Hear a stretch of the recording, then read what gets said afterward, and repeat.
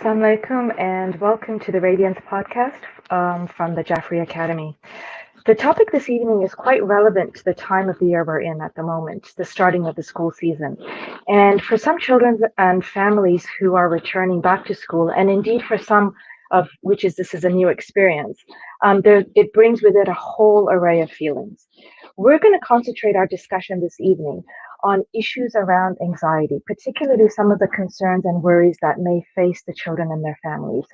And with the expertise of our guest speaker, we're going to explore ways that we can allay some of those feelings of anxiety, as well as tools and methods with which we can manage them better. Because essentially, we want to empower our children. We want them to have learning experiences which they are comfortable in and they find joy and they can thrive in, inshallah. And our guest speaker this evening, it's such a pleasure to have Sr Shaheen Merali. Sr Shaheen has a Bachelor of Science degree in psychology, and she has a diploma in Montessori Education. She's also a certified parenting by Connection Instructor, a philosophy of parenting she believes is very much in line with our belief system. She and her husband have co-authored 3 books in the Heavenly Path series and have been conducting workshops for the past 10 years on spouse selection, marriage, and parenting. Assalamu alaikum, Sr Shaheen, and very warm welcome to you. Thank you for joining us. Alaikum salam. Thank you for having me. It's a pleasure. So I thought before we could get into the specifics of anxiety and issues related to school and anxiety and such, I thought we could start with a question that perhaps many parents who are tuning in or would listen to this podcast later on, they might find it more relevant than they would have previously. So previously being pre-COVID. Initially at that time, maybe it wasn't an issue for them and it was quite a smooth transition when their kids were going to school. And now suddenly after COVID happened and our security of the world became closer to home and our learning experiences and our home environments were very close knit. Once the world opened up, once COVID was getting more regulated and they were back into the school setting, parents might be realizing that, you know what, this anxiety, it might be more in tune to something I'm experiencing with my children.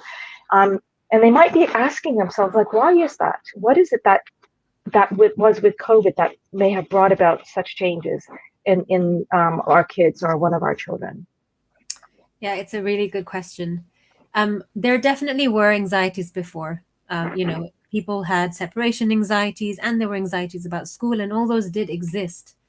But what COVID has done it's brought basically a whole new realm to it. With COVID came, in effect, like a worldwide sense of fear. We all were staying at home in the security of our homes, yes, but that's because what's outside of our homes was seen to be quite dangerous. And usually, when we have one child with some maybe a separation anxiety, and that's quite specific. This is kind of a pervasive, all around general anxiety, a general fear. And what that's done is, especially for those kids who might be more susceptible for whatever reason, it's kind of affected them in all the other areas as well. So, for example, you might have had a child who was okay at school, and especially as, routine, they got into it, they got used to it, they were going fine. Maybe they had cried a little bit at the beginning.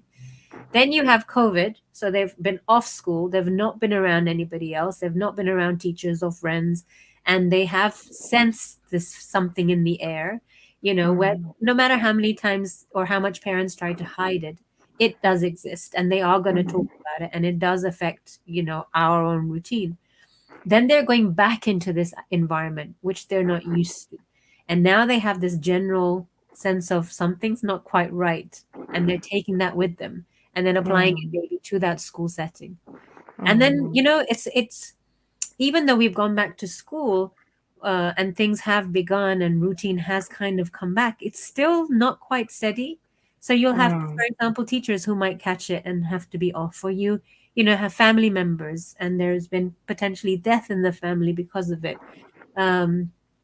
For example, if people are, in those exam years in the 11 plus or GCSEs and A levels, there's a lot of anxiety about how much they've missed. Remote learning wasn't for everybody, and it didn't suit many types of learners. So now they're going in the back foot, and there's those anxieties about how am I going to catch up. So it definitely existed, but what COVID has done is kind of heightened Those, Yeah. and maybe added a few more in the mix for sure. Yeah, it's interesting you mentioned that the children go back with still an element of fear. And I think we ourselves as parents have to put our feelings in check because they're very intuitive children. They're Very. very, very intuitive and they can pick up on the clues around them. So, for Yeah. example, they're always getting constant messages about, don't stay too close, keep your distance, and don't touch the objects, and try not to, be so close to someone, and I'll keep washing your hands, and, all of these cues and things. Like, they can almost, you can't blame them for almost thinking, well, are people actually safe anymore, like in general? And then I'm going to a school with a whole bunch of people around me, So you can't help but blame them almost that they're carrying that with them. Yeah, everything looks different, right? Like, Yeah. how many times do we have to ask them to wash their hands in the middle of the day, or wearing a mask? So, for example, Yeah. Sunday schools are starting. Many Sunday schools are having the policy of having Yeah. masks on, even for young kids, Yeah. and that's all very different. But you're Mm. absolutely right in that they pick it up from us, well-meaning as we may be. We ourselves have these fears and anxieties about Yeah. catching it, about, our kids getting ill or things getting worse. Mm-hmm. Everyone is built, basically, what we have in our brains is something called mirror neurons. And what mirror neurons do is they reflect what the other person is thinking or feeling. Mm. So, you know how you meet someone and you might get like a good vibe from them, Yeah. or someone you think, oh, something's not quite right. They feel, they look a It's like a chemistry that clicks or doesn't click, right? exactly. So that's Yeah. your neurons at work thinking, this Mm. person's giving off some signals, and Mm-hmm. your body is reading those signals and adjusting to the world accordingly. Now, for our Mm. children, when we meet somebody and they're giving off those vibes, we're not with them for very long, and it doesn't really Mm. affect us. But we are the main caregivers of our children, so they are Yeah. picking up on us all the time, and it is affecting them. And That's a really valid point. it's really Mm. interesting, actually. So there's an author called Larry Cohen, Lawrence Cohen, and he's written a couple of books. One of them called The Opposite of Worry. And in The Opposite of Worry, he starts off with this experiment that he did way back in 8th grade, I think. And he said he had baby chicks that his mom was taking care of for school or something. And anyway, he had access to them. And baby chicks or chickens apparently have the ability to play dead in a situation where they're Mm. overwhelmed. So they play dead and they then assess, is it really dangerous? Or can I get up and carry on? So what he did was he had one chick in a coop, and what he did was he looked at that chick right in the eye like a hawk would do. And that chick then lay down and played dead. And he counted how long. And that chick lay dead for about 1 minute before it got up and started moving around again. Then what he did was he decided, I wonder what would happen if there were two chicks in there. So he brought another chick in there. And this time he basically immobilized both of them by looking them straight in the eye. And they both played dead. But this time they didn't get up for about 5 minutes. Then Mm. he said, okay, I'll keep them both in there, but I'll only immobilize one. So I'll only look at one as if there's danger for one. So he looked one in the eye, and that chick played dead. But because the other one was walking around fine, it popped up in then a couple of seconds and carried on. And this is the really important power of us as parents, Mm-hmm. or teachers or caregivers, really feeling okay within ourselves and Mm-hmm. emanating that. So Mm. when the chicks both were down, they kind of would look to each other to assess the situation. Oh, that chick is still down. There must be danger. I'm still going to stay down, which is why they both, when they were together, immobilized, it took them 5 minutes to stand up and start moving about again. But when Mm. only one was down and it saw that the other one's just fine, they can't really be a danger. It must be okay. Yeah. It popped up even Yeah. quicker than when it was on its own.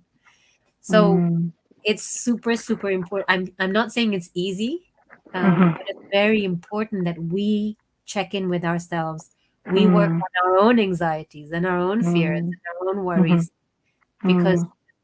whether we verbalize them or not, we are inadvertently passing it on for sure. Yeah.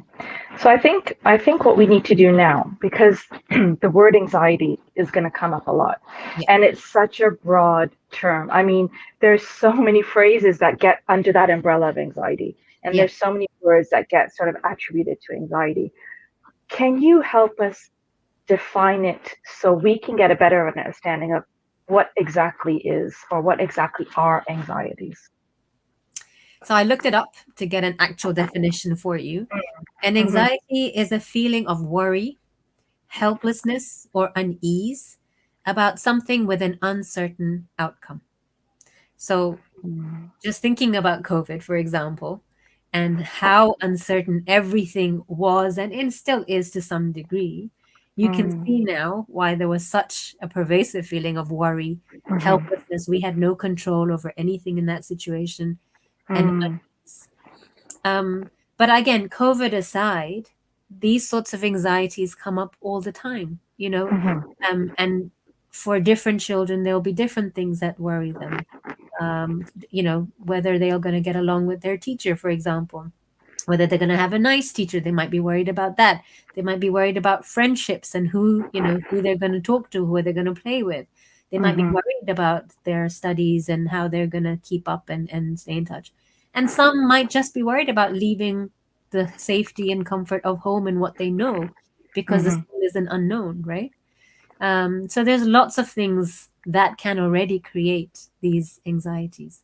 So if we're gonna sort of be focusing our talk about school-related anxieties, and for example, when the child is going to be going to school or leaving the parents' home and going to school, some kind of a separation anxiety that comes along, how or what can, because not all children are vocal, and not all children will express and may even know what it is they're feeling. So they might not say to, the parent or the mom or dad or the caregiver that, I'm sorry, I feel a bit nervous, or this is a bit scary, or, you know what, I feel a bit jittery and I'm not sure, I'm really confused and I really don't want to do this.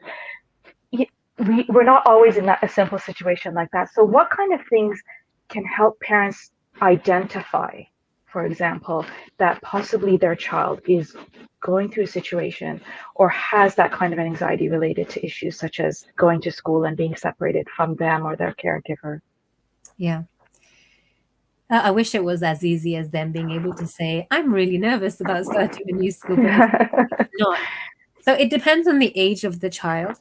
But in general, they will show it through a variety of ways. And the unfortunate news is we tend not to like any of these ways at all. So things like crying or whinging or, fussing about something completely small and we think it's not a big issue.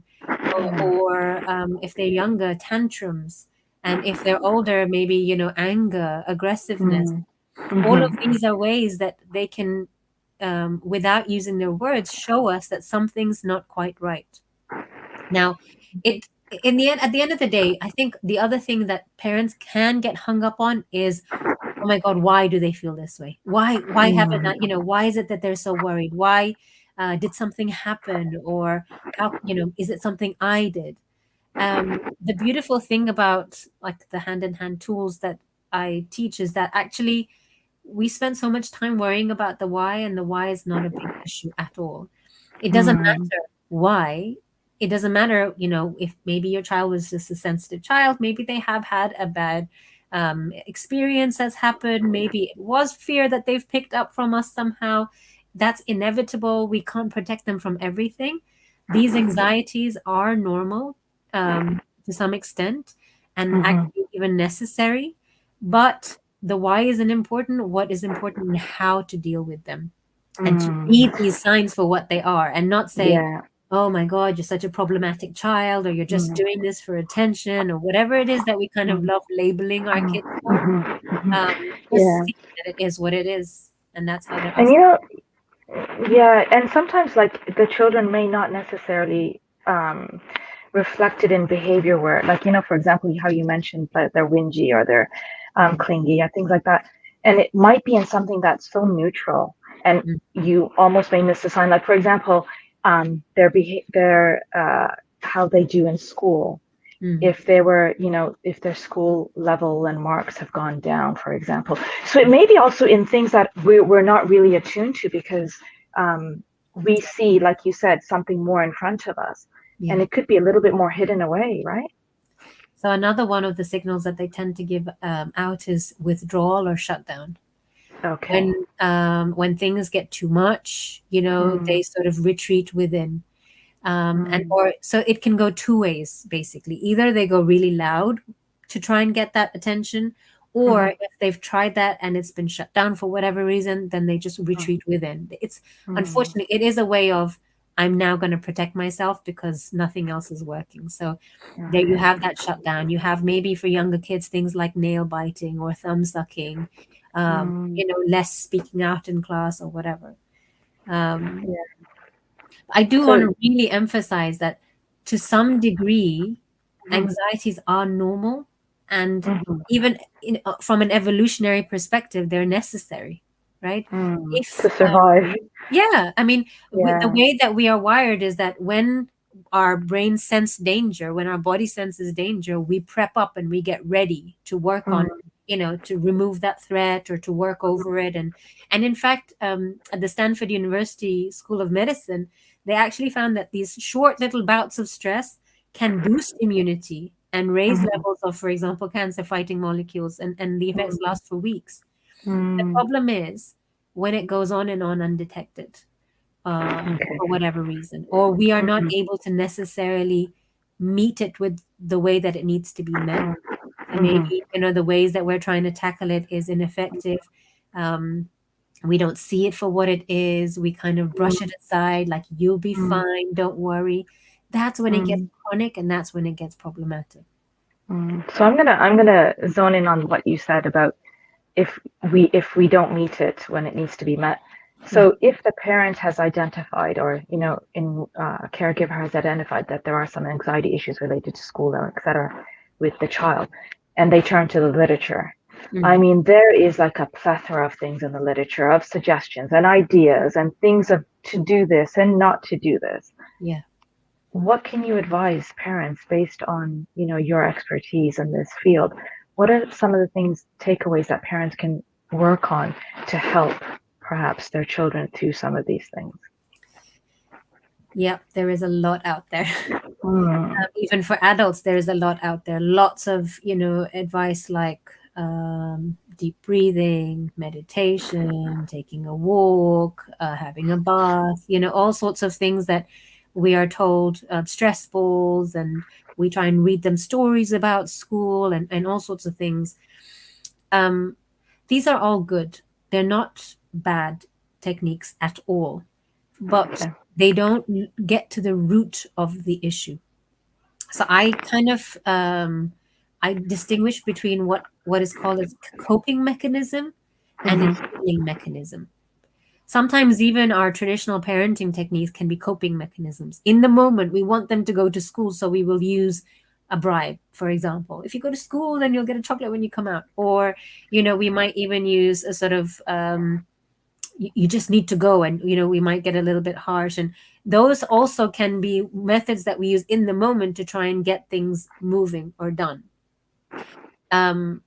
Breathing, all sorts of things are all short-term fixes. They might help in the moment, but if we know now that anxiety is it stems from the body, right? It is the brain wiring and in reacting in a way to danger. So things happen when they sense some sort of danger, something unknown. What happens is hormones are released to ready your body. The blood flow increases, your pupils dilate, all sorts of things. Your body changes in reaction to this. And if we try and just mitigate that by the breathing or the walking or all this, that's temporary, but that's not getting to the cause, which is they are still sensing some danger. And the problem is we then try and tackle it by trying to convince our children everything's okay, right? We'll have long conversations with them about, school is fine, you'll have a good time and it'll be fun and you'll make lots of friends, and what are you worried about, and tell me. And there's a lot of that verbal conversation going on. But again, if we look at what's going on in the body and the brain, there are two main parts of the brain that are really important to discuss here. There's the prefrontal cortex. This is the thinking part of the brain, the part of the brain that is rational and makes good decisions and, thinks of all the different possibilities and is logical. But then you have a very crucial part of the brain called the limbic system. The limbic system is where the danger is sensed. The limbic system is also where there's the emotional side of things, and feelings of sadness or grief or tension or whatever it is, that's from now. What happens is when these emotions take over, when worry happens, when anxiety happens, it kind of floods the limbic system, and the prefrontal cortex, the thinking part of the brain, in that moment shuts down. There is no access to thinking or thoughts in that moment, or very limited access, which is why all of our attempts to talk them and explain all this stuff and tell them they'll be fine will completely, go over their heads. The phrase that I was telling them until I was blue in the face, but it wasn't making a difference. That's what's happening because the thinking brain is shut down. So then what do you suggest we do? Because in fact, it actually does say in the literature that help them to think positive. So pick a particular aspect of school that you remember as being really good, or something that you look forward to, and concentrate on that. So how would you, where's the balance then of helping them to think positive, but not surface level without addressing what the issue is itself? So you can try that, but it won't have the long-term effect. That's what I would call a coping mechanism. That's a short-term thing. The thing is, you can't put anything in yet because the negative has to come out. You cannot, and in fact, you probably don't even need to focus on the positive in an artificial manner, because the beauty of the thing is that a child in their true original form is pure, is cooperative, is empathetic, is flexible. They are all these great things. And so a child whose brain is working fine, whose limbic system is working fine, and whose prefrontal cortex is working fine, they automatically will see, oh my God, this is fun. There's things to play with, or, let me go make friends, and they'll be able to play well and they'll be able to explore, because that's how they're wired. They're wired to do all these things. But when the limbic has taken over with its anxieties and the worries and the sensing of danger, they are not going to be doing any of that. So even before you try and focus on the positive, you need to actually get rid of the negative. You need to give space for the worries and the fears and the anxieties in however they're manifesting themselves. So and would you? Yeah, go for it. No, go ahead. So go ahead. I was just going to say. I was just going to ask, sorry, Shaheen. I was just going to ask, by you addressing the negative of what they're going through, is that the same as sort of validating their feelings and asking them? Yes. So it's about, and the key word in hand-in-hand parenting that we use a heck of a lot is about really listening to your child. Listening to what they are trying to tell you, even sometimes in the nonverbal ways.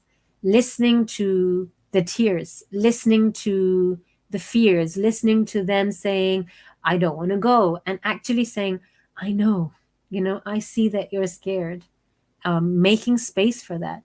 The problem is, as parents, we don't like those negative feelings. We think we've done something wrong when our children are experiencing these. And so we get overwhelmed and we think, I need to make it right. My child needs to be happy.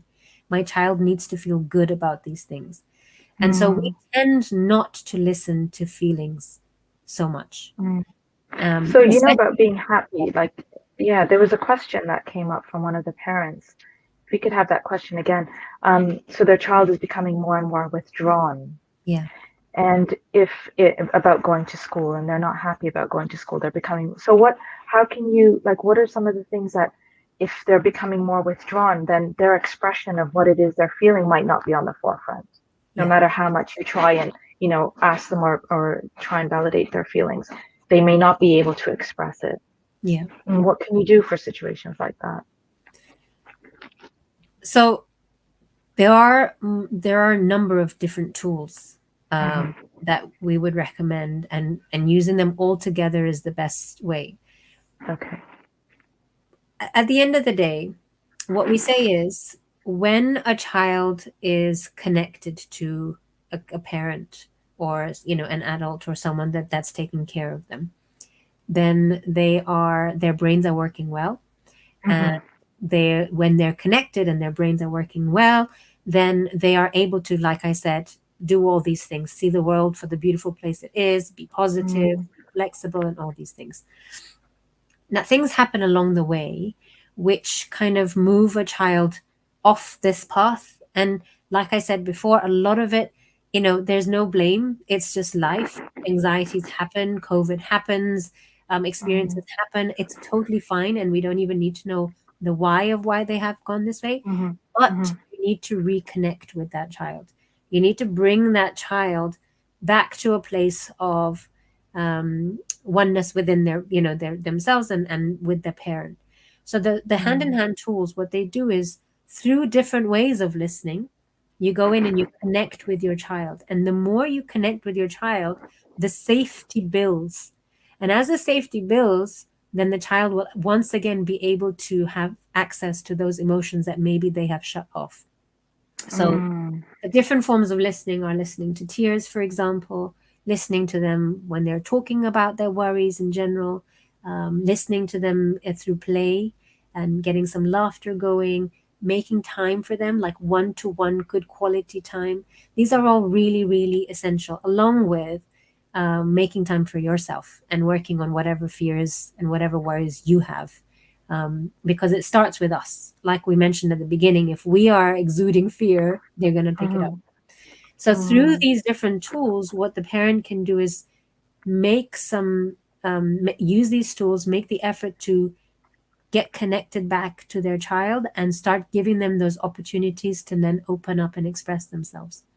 Because sometimes what happens is, if they can't, let's say, we've never really grown up maybe with being comfortable with tears, for example. So, whether we like it or not, there have been times when our children have cried and we've been like, I'm just, we want to distract them, or we want to try and tell them everything's better. And we all these sorts of things we will do to stop those tears. And eventually they will bottle them up and they will keep them inside. But the more we show ourselves to be present, to be willing to accept it, to want to connect through some one-to-one time or giving space for their feelings, the more they will feel safe enough to start opening up. And then we can start listening to them as they express themselves. I think you raised some really good points. Let's try and address some of them again. So we'll look at the question that Brother Abdullah asked. He's put on a question that, my child is becoming more and more withdrawn. Starting school has made it worse. So what can I do to help her? So some of the techniques that you just spoke about, how can we now take that and address this question particularly for the parent? So I would need to know a little bit more. So, for example, how old is the child? Is it somebody under 10? Is it a teenager? And then accordingly, you formulate what we call a connection plan. I mean, in essence, it's like, okay, how can I prioritize this child? So let's say they're becoming more and more withdrawn at school. For now, get the school thing out of your mind and think, okay, what's going on at home? At home, are they also withdrawn? At home, maybe are they retreating to their room, or are they maybe going to a corner if they're, let's say, small, or not really playing with their toys and sucking their thumb? And then saying, okay, these are the things that they are now doing, which maybe they didn't do before. What can I do? Okay, let me go in and give myself 20 minutes to just be with this child in whatever they're doing. So let's say they're just sitting watching TV, you go and join them. And in those 15, 20 minutes, you just sit next to them, maybe rubbing their shoulder or massaging them, or just getting that physical contact, getting that time together with them. And slowly or hopefully over time, as you do this, you join them, you meet them where they are. Usually we go in and we ask them lots of questions and probably shut them down a bit more. But just going in with your love and your connection, meet them where they are. Hopefully they should slowly start opening up and, maybe suggesting things. So one of the tools is called special time. And special time, you ask them, hey, I've got 20 minutes. What would you like to do? And in those 20 minutes, they might say, I want to paint, I want to jump on the bed, I want to play football, I want to go cycling. And you join them in whatever they want to do. And as you do that, you're building that connection with them, you're building the safety with them. And what you might find is that in the middle of that activity or straight after that, they might have lots to say to you, or they might, maybe some small thing will make them cry. And and you think it's about, let's say they've fallen over, but actually just stop and listen and allow and make space for those tears. I think it might help if I give the example of my daughter here. Because I think it really pulls the picture together as to what could happen and what you could do. I mean, the tools are huge, and I can't do them justice today, but this will give a little snippet of how using the tools can really help a child recover from separation, from anxiety. So it was actually my daughter, who's now 14, but back then she was 4 going on 5. And she was about to start school. And that summer had been really, really hard. She'd gone from a really confident, outgoing toddler who was fine in nursery. I was doing my Montessori Diploma at that time. And if I needed a friend to pick her up, she'd be picked up and she'd be totally fine. Then a couple of things happened, and she suddenly got a lot of fear and a lot of anxieties then developed for her. And she became very clingy, and I was really worried about the first day of school, because I was like, this is, she can barely go to like her uncle's house and not leave my side. How is she going to be in school? And I tried all the typical parenting methods until then, all the bribery and the whatever. I tried it all. But the first day of school came, and somehow she went in, and I was like, woo, she's done it. She'll be fine. They were only going in for like 2 hours. It was very small. And when I went to pick her up, the teacher came out and said, please make sure that they have a good night's sleep, because we had one child fall asleep today. And I was like, oh, that can't be her. She never sleeps during the day, and she had a perfectly good night. But it was her. And that should have been my first signal, because remember I said sometimes when it's too much, they withdraw, they shut down. Yeah. This was her coping mechanism. She shut down, and she had to go to sleep in the middle of it all because it was all too much for her. And sure enough, the next day, the tears began. By day 3, she was wailing at the top of her voice and had to be pulled away from me, trying to hold on to me for dear life. And I had no idea what to do then. She was crying. I was crying. It was just horrible. So that was the day, though, that I went home and I went back on Google, and I actually stumbled across this podcast by Patty Whitford, the founder of Hand in Hand. And she was talking about separation, and she was talking about, the brain and the limbic taking over, and the fact that they can't think, and the fact that we actually just have to make space and be okay with their feelings, however hard it is for us. So it really, it all made a lot of sense. Now, in terms of school, somehow, I was praying loads. So somehow, I think by day 5, she went in all of a sudden, and she was fine. And I thought to myself, thank you, Allah, for answering my du'as.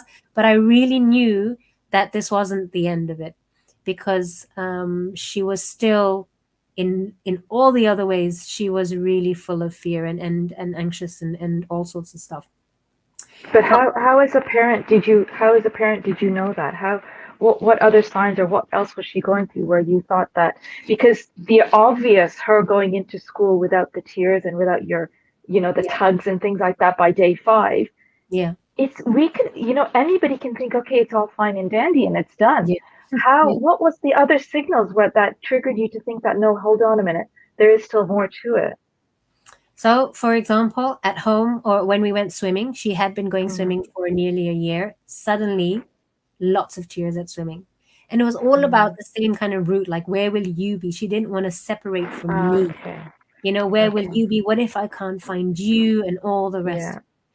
Yeah. And this was kind of how it manifested in everything else. So school might be the one thing that she was then okay with, but everything else was a struggle to get her to go. And at that age, you do lots of clubs and all Yeah. sorts of things, and that's a really good age for kids to experience stuff. But they can't experience it when they're so scared. They're not learning, they're not exploring, they're stuck to your side, and they're full of worries, right? So those were all sorts of clues that I was still getting. Everything else was still really, really difficult. Um, so I started using the tools with her. One of them, so I said one of the core ones is listening, right? And so soon after, like I think around late October, she came home with a letter about a trip in early December to a pantomime. So they sent it really early, and it even with school, it all came back again. I don't want to go. Who's going to be there? All sorts of fears and worries. Can you come with me? What's going to happen? And initially, I was thinking I was doing the right thing. I was reassuring her. I was telling her, you'll be fine. There's nothing to worry about. You don't need to be scared. Your teachers will be there. You're going to have lots of fun. And nothing was helping. She even wore me down to the point where I went and I said, please, can I be a parent helper? And they said, no, thank you. We have enough. So I was like, oh God, what do I do now? But then like I said, I was reading a lot about Hand in Hand at that time and the different tools. And I realized I wasn't really listening, was I? I wasn't acknowledging what she was feeling. I wasn't validating what she was feeling. I was trying to stuff that positivity into her. You know how we were talking about earlier, Yes, focus on positive. exactly. Yeah. I was meeting her negativity with my positivity, and that was such a mixed signal for her. And that's why nothing was happening, because she couldn't take any of my logic or my reasoning in, because her fears were just overwhelming her brain at that point. So I stopped doing all of that, and I just listened. And I was telling her things. I actually was telling her very little, because in listening, you really have to close this thing and just actually listen. The only thing I would ever mention every now and then was, I know, I can see you're really worried, but I think you're going to be okay. And then I'd stop and I'd let her, either cry about it or tell me how much she didn't want to go or all the sorts of stuff. Now, what I found was the more I listened, the better it got. Over like the next few days and week or so, she was still talking about the trip, but it didn't have that negative pull to it. It didn't have like, oh, I don't want to go alone and what's going to happen and all the rest of it. She started talking about the trip, but just about the fact that it was coming up and, she was going to go with her class. And I was like, ooh, this is interesting. Let's see what's going to happen. And in fact, over time, then she didn't even mention it at all. Like it wasn't at the forefront of her mind. And I didn't even need to really say, like, I know you're scared and I really think you're going to be okay for a while.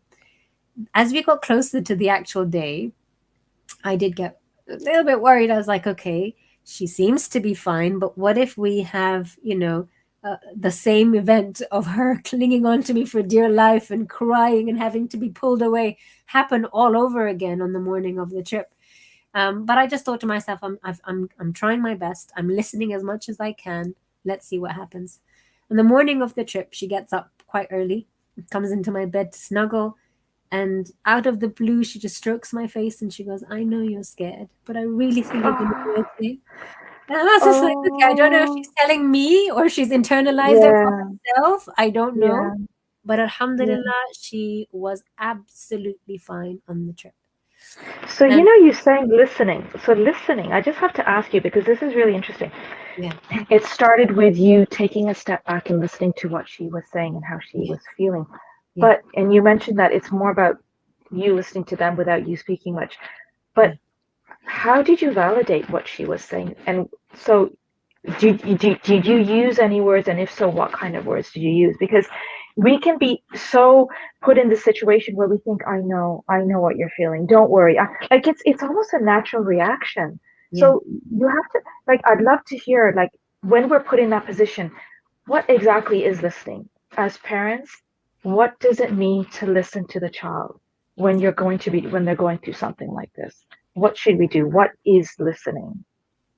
Listening is literally just listening. It's you show listening, you demonstrate listening through your whole body, through your eyes, through your warmth, you know? So for example, somebody sitting there, I mean, we've all done this probably with our spouses, like, you know, yeah, you got a bored expression on your face, or like, you know, you had an argument and you're sulking and you're just like, That's not true listening. Listening is listening with your whole body, so you can have the you know, the oh, I see, you know, the I know. But really, our tendency is to talk too much.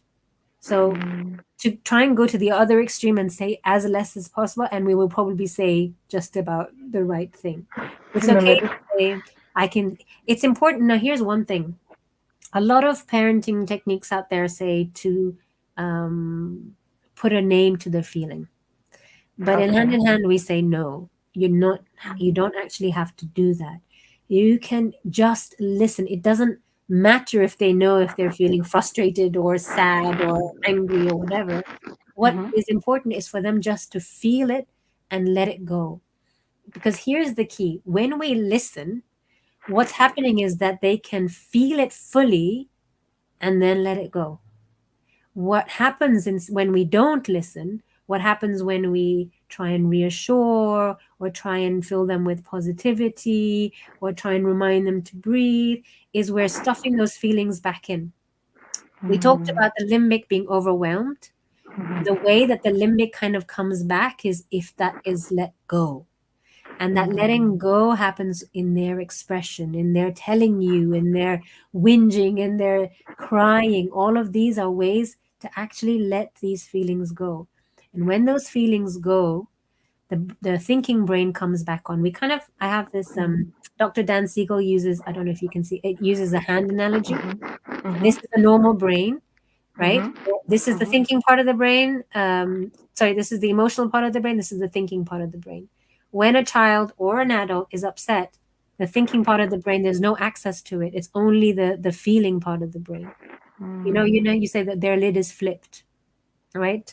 Now, when they are allowed to process and to cry and to actually talk without being scolded or distracted or stopped or whatever, this comes, this thing that's overwhelming, it releases and the thinking brain comes back on. When the thinking brain comes back on, they're their best self.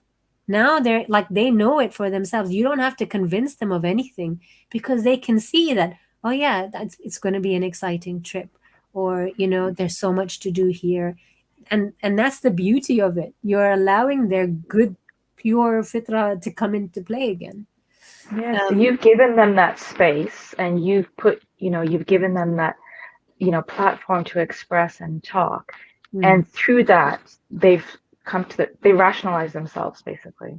Once their thinking brain is back on, they are able to use their own logic and their own wisdom and their own experiences and their own joy of life to then, want to do it all. They want to go to school. They want to try to go to that club. They want to swim. They want to do all these beautiful things.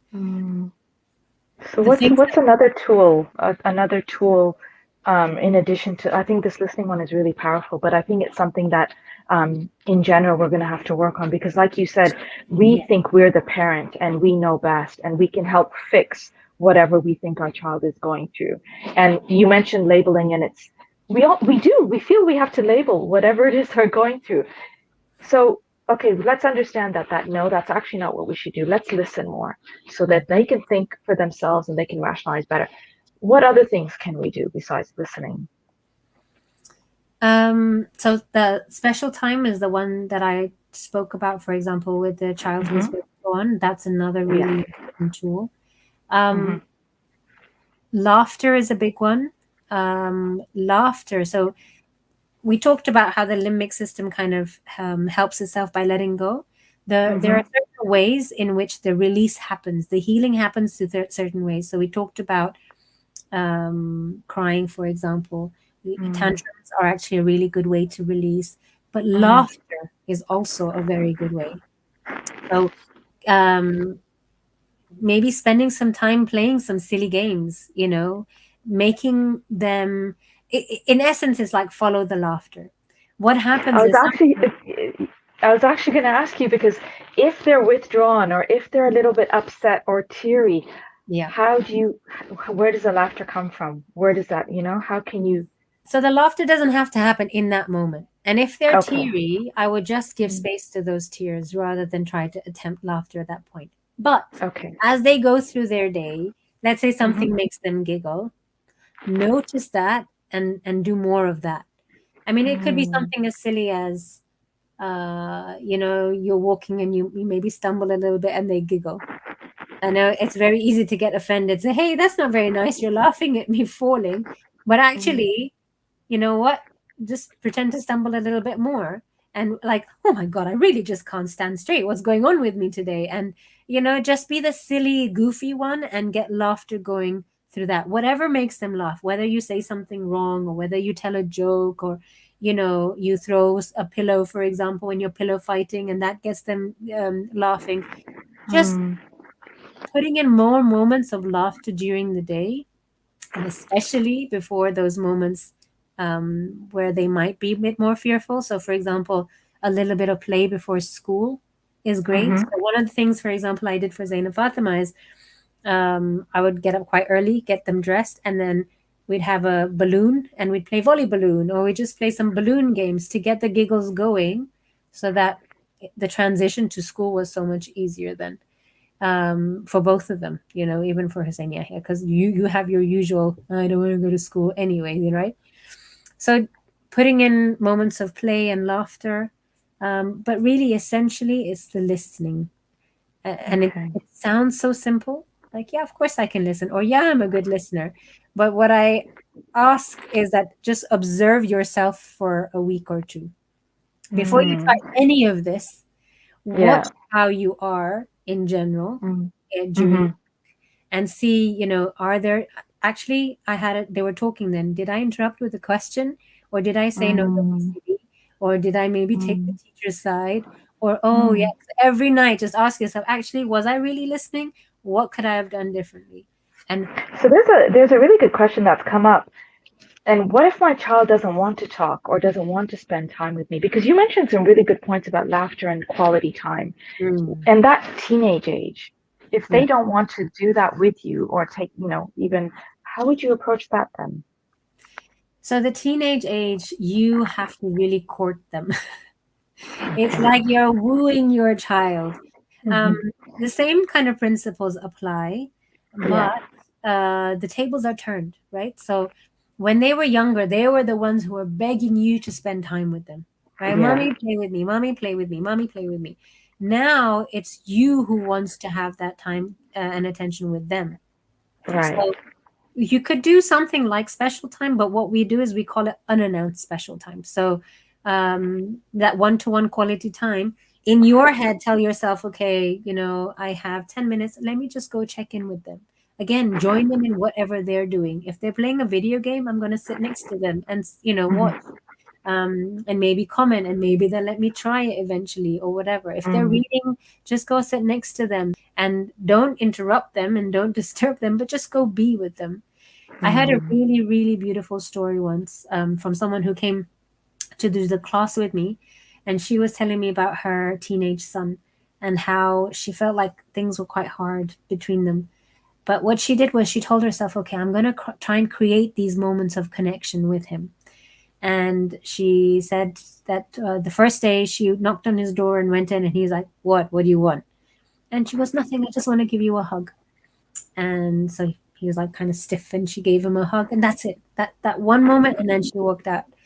The next day again, she knocked on the door. What is it? What do you want? I just want a hug, that's all. And she just gave him a hug and left. I think by day 4, she knocked on the door and he immediately held out his arms for her. Oh, And I was just like, you know what? They just want to know that we are still interested in them. I think we yeah. also need to keep in mind that we need to fix our expectations. Like sometimes with our teenagers, we go in with the expectation that they're older, they're more verbal, they should be able to tell us this, and Hmm. they should be able to see how much effort we're making. But kind of get rid of all these expectations that I'm going to go in and I'm going to spend a little bit of time and they should open up. No, the aim of going in to connect with your teenager is not necessarily to get them to open up. That will happen automatically, inshallah. Okay. So your aim is to go in, let them know you're there, let them know you love them and you're chill with them for a little bit, and then come out. Mm. So yeah. So you mentioned that when you started some of these techniques with with your daughter, she was 4 or 5, and Yeah. now she's a teenager herself. So are you still realizing the benefits, so to speak, of what you started with her at that young age up until now? So I think it was when I started using the tools with her, and I did see all these beautiful moments of like these aha moments of how it was Yeah. working so well for her. Hmm. But at the same time, like my life literally turned upside down. I had to go through this with her, and then I learned this whole new philosophy, like a whole new philosophy of thinking about parenting. And I Hmm. went ahead and did this instructor's course and then was teaching it. And over the years, I would think that I wonder, did I have to do all this? Because at the same time as she was going through her stuff, there were other girls or other kids who were going through separation anxiety or other forms of anxiety. I saw them, I saw their reluctance to go in as well, whether to Hmm. Sunday school or to school. I Hmm. saw, for example, at one party we had one of the kids, it was like no parents, but one of the girls, her mom came because she didn't want to come on her own. So I knew that there were plenty of other kids out there. And Hmm. um, I didn't feel like, I felt like, okay, but they seemed to get on with it just fine. Hmm. They didn't have to find this whole new philosophy and try this, completely unconventional stuff of actually listening to tears and all the rest of it. But I think, first of all, alhamdulillah, using the tools, she very, it didn't happen overnight, but she did get back to her confident, outgoing, true self. And I know that very quickly I kind of got used to it, that, oh yeah, she's back to normal. But when all the way in year 6, then there was an opportunity for them to go to Spain through school and such a trip in primary school is very, very unusual. I think they got a grant or something, and only 15 kids out of 60, so out of both year 5 and year 6, could go. So they all had to fill out application forms and then be selected. And alhamdulillah, she was selected. And, she was going for a whole week on a plane all by herself. Wow. She, at that point, like the only thing that she said the night before was, "Ooh, I have butterflies in my tummy from excitement." But that's it. Wow. And I didn't really think Okay. anything of it because by that Yeah. time, she, alhamdulillah, she was back to her normal, outgoing, confident self. Mm. Then a few weeks later, I was talking to a friend's mum, and I was like, "Oh, did she not want to go on the trip, or like, did she not get a space?" And the mom goes, "Oh, you know what? I didn't even bother. Like, she had so many anxieties and issues about just filling out the application form that I told Mm-hmm. her, please don't bother applying because there's no way Mm. you're getting on that plane. You're just not capable Mm. of it." Mm. And that was my biggest aha moment. I was like, oh my God, Mm. yes, I needed to do this because Yeah. this philosophy, this the difference between the coping and the healing is that Mm-hmm. it's so much more it's long term. That Okay. those might be Yeah. short term. Those might get your kids in the classroom or get maybe some Mm. exam results or whatever. But this Mm. is long term healing where, it doesn't hold you back. Mm-hmm. Remember that example I gave that kids at this age are meant to be exploring and learning and excited Mm. about doing stuff. But if Mm. they're too scared, they're not Mm-hmm. doing any of those things. Now, when Mm. you don't deal with these anxieties and these fears early on, or whenever they come up, what Mm-hmm. happens is that it just stays in them, but it manifests in different ways. When they're Mm. older, it could manifest as, you know, God forbid, depression or bigger anxieties or Mm. anxieties about other things or maybe Mm. anger issues and all sorts of stuff. But if you help them release it then fully and completely, then once it's gone, the natural self can come back in and they can work, they can be their best. And I So just feel like Allah creates us with that potential. yeah. Our job, inshallah, to help them reach that full potential. So, we have a few minutes left, and I think when people refer back to this podcast, there's going to be a lot of good advice, but I feel that because some of it is sort of a different philosophy to what we're used to, Yeah. I'm wondering, in the few minutes that we have left, can you suggest things that are perhaps out there in the community if they want to go as reference, or they want to have further guidance or further support to go through some of these strategies with their children? Yeah. What kinds of things that can they access in the community as well to help them? So their hand-in-hand parenting is a world, so it's based in America, but there are instructors worldwide. So and the website itself is a beautiful source of information, handinhandparenting.org. I, as an instructor, also offer classes. So I offer starter classes to get people familiar and using the tools over 6 weeks. And then we can go a little bit further in those where there's support groups and additional classes to be taken. At the moment, I'm offering classes for dads. I'm offering classes for couples as well as moms. We've started a babies class for moms who are pregnant or children under the age of 1. I'm thinking of starting a grandma's class. There was some interest for grandparents, so there's that, and a class for teens as well. I think grandparents is great because they're a lot of times they're primary caregivers, and in extended families they're side by side with the parents and the children, in that family dynamic, and I think that's a great opportunity for them. Yeah. And if people aren't ready to commit to classes yet, then I'm on social media. My handle on Instagram is Hand in Hand Parenting with Shaheen. And on Facebook, it's Parenting by Connection with Shaheen Merali.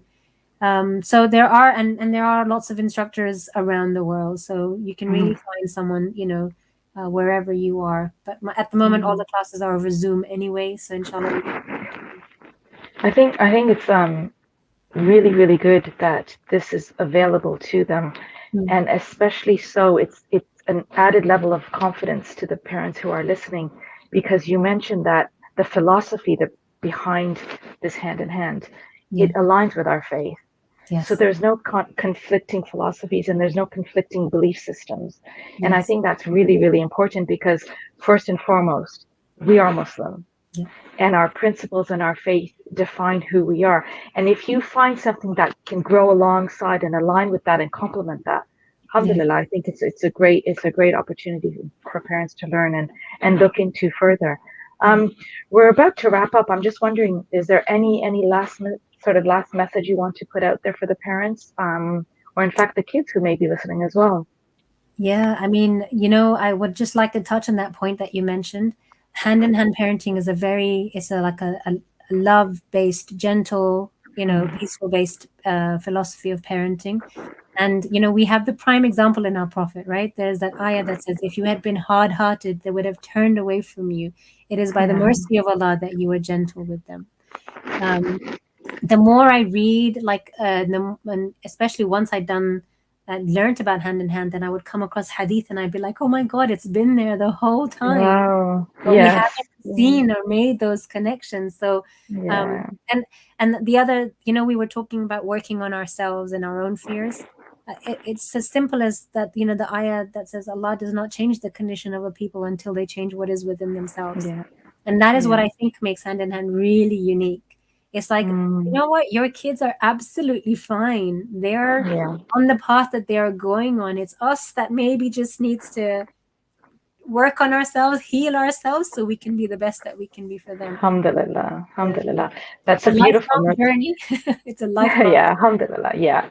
That's a beautiful note to end on, Shaheen. I want to thank you again on behalf of Jafri Academy for being a guest on the Radiance Podcast this evening.